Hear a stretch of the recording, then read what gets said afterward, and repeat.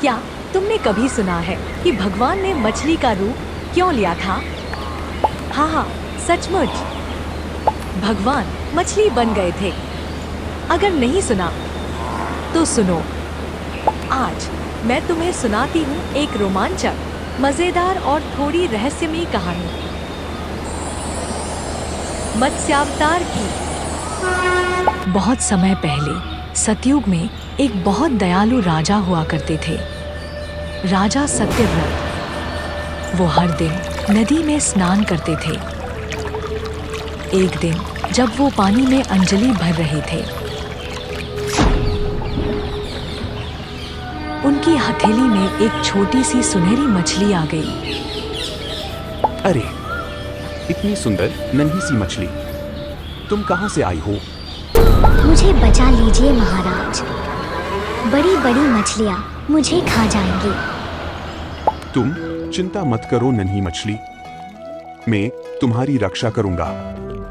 राजा ने मछली को एक छोटे घड़े में रखा, लेकिन अगले ही दिन मछली घड़े से भी बड़ी हो गई। अरे, कल तो तुम इतनी छोटी थी, आज इतनी बड़ी। महाराज, मुझे थोड़ी और जगह चाहिए। राजा ने उसे तालाब में डाला, फिर झील में, फिर नदी में और अंत में समुद्र में छोड़ दिया। लेकिन हर जगह मछली बड़ी होती चली गई। ये क्या? तुम तो रुकने का नाम ही नहीं ले रही। मछली में से भगवान विष्णु स्वयं प्रकट हुए। महाराज, अब समय आ गया है। मैं कोई साधारण मछली नहीं हूँ, मैं स्वयं विष्णु भगवान हूँ। प्रभु, मछली का रूप क्यों? बहुत जल्द एक महाप्रलय आने वाली है। सारी धरती जल में डूब जाएगी। तुम्हें एक नाव बनानी होगी और सभी ऋषि मुनि, बीज, औषधियाँ और जीवों को उसमें सुरक्षित रखना होगा। राजा सत्यव्रत ने भगवान के आदेश पर एक बहुत बड़ी नाव तैयार करवाई। समय बीता और वह दिन आ ही गया जब आकाश पर काले काले बादल छा गए। सूरज की रोशनी गायब हो गई, हवा भयंकर गर्जना करने लगी। राजा जी, ये क्या हो रहा है? घबराओ मत बच्चों, यही वह समय है जिसके बारे में भगवान ने चेतावनी दी थी। जल्दी नाव में बैठो। बारिश इतनी तेज थी कि आंखें खोलना मुश्किल हो गया। समुद्र की लहरें पहाड़ जैसी ऊंची उठ रही थी।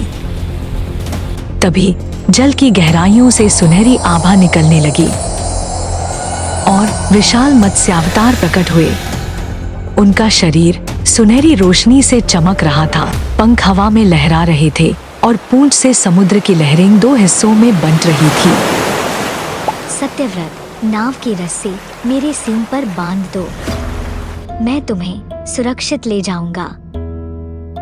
राजा ने श्रद्धा से प्रणाम किया और नाव की मोटी रस्सी भगवान के सींग पर बांध दी।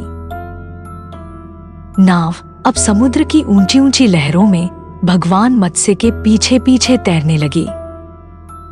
रास्ते में कभी कभी लहरें इतनी तेज टकराती कि नाव झूल जाती, पर जैसे ही मत्स्यावतार अपनी पूंछ हिलाते, लहरें शांत हो जाती।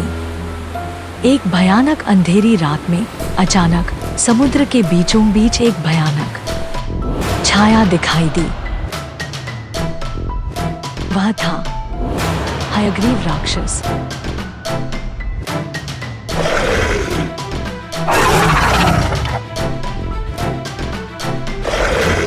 लंबा, डरावना, लाल आंखों वाला, जिसके दांत तलवार जैसे तेज थे। मत्स्य, मुझे वेद दे दो, मैं इस ज्ञान को मिटा दूंगा। हे भगवान, ये तो वेद चुराने आया है। मत्स्यावतार ने गरजते हुए वेदों को देने से मना कर दिया। मत्स्यावतार और हयग्रीव में भयंकर युद्ध शुरू हुआ। कभी भगवान अपनी पूंछ से उसे दूर फेंकते तो कभी तेज गति से तैरकर उसके वार से बचते। अंत में भगवान ने अपने शक्तिशाली जबड़ों से राक्षस को पकड़कर समुद्र की गहराइयों में खींच लिया और एक प्रचंड गर्जना के साथ उसे परास्त कर दिया।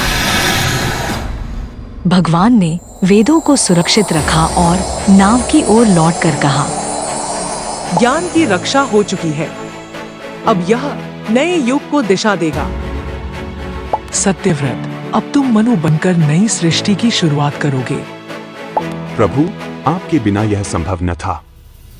तो बच्चों, यही थी भगवान के पहले अवतार मत्स्यावतार की अद्भुत कहानी। याद रखना, जब भी धरती पर संकट आता है, भगवान हमेशा किसी न किसी रूप में आकर सबकी रक्षा करते हैं। अगर आपको भगवान मत्स्यावतार की ये अद्भुत कथा पसंद आई हो तो इसे लाइक करें, शेयर करें और हमारे चैनल को सब्सक्राइब जरूर करें। साथ ही कमेंट में लिखकर बताएं कि आपको भगवान का कौन सा अवतार सबसे प्रिय है।